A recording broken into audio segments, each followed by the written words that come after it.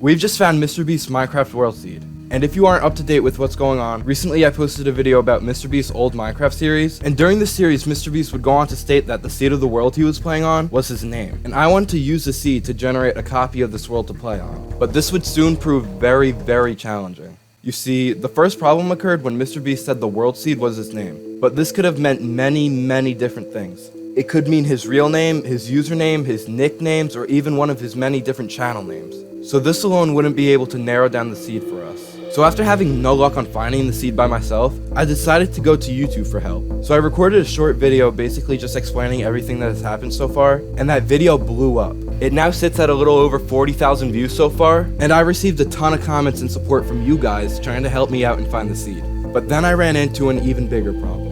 Out of the hundreds of comments I received on that video, all giving me seeds to try out, not a single one worked. None of the seeds I tested matched the one MrBeast used for his world. So obviously this wasn't going to work out. So I had to find something else. And that's when I got a comment saying I should try reaching out to the Minecraft at Home team for help. You see, the Minecraft at Home team is a community filled with people who are all extremely dedicated to finding out Minecraft world seeds. And if we're lucky enough, they might be able to help us out. So I joined their Discord server and messaged the chat asking if anyone would be willing to help. And almost immediately, a lot of people began showing interest in helping me find MrBeast's seed. And shockingly, I found out that 4 years prior, in 2020, someone tried finding the same exact seed I was trying to find. But then it was deemed too hard and nothing ever came of it. So with a new group willing to help me, we began discussing how we were going to find the seed. One person mentioned that it would be useful to get a screenshot of every time he opened F3, so we'd be able to get information such as the coordinates he was at and what biome he was in, information that would help narrow down the amount of seeds we would have to test. But that plan quickly failed once we realized that MrBeast opened the F3 menu only one time throughout the whole series. But this is where we started to make progress.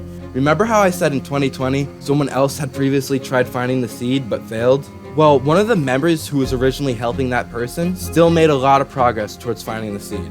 The member who goes by the name of Bakiel somehow managed to make a recreation of MrBeast's world simply just by watching his videos. He found where MrBeast opened up the F3 menu to see the coordinates, then retraced each step MrBeast took to get there. He even had to look at how certain blocks were textured to find out which direction MrBeast was facing. And after all that, he was able to recreate some parts of the spawn and the cave that MrBeast explored in the video. But this just wasn't enough. Although he recreated some parts of the world, a lot was still missing. We still didn't have the seed. But this is where another member by the name of Andrew comes in. You see, using Bakiel's recreation of the world, Andrew was able to find out the position of every tree and put it into a code which was able to narrow down the options to about 10,000 seeds. But that was still way too many seeds. So from there, he narrowed down the options even more by filtering it for seeds that had only one structure at spawn. Then, after a bunch of trial and error, he finally found the right seed.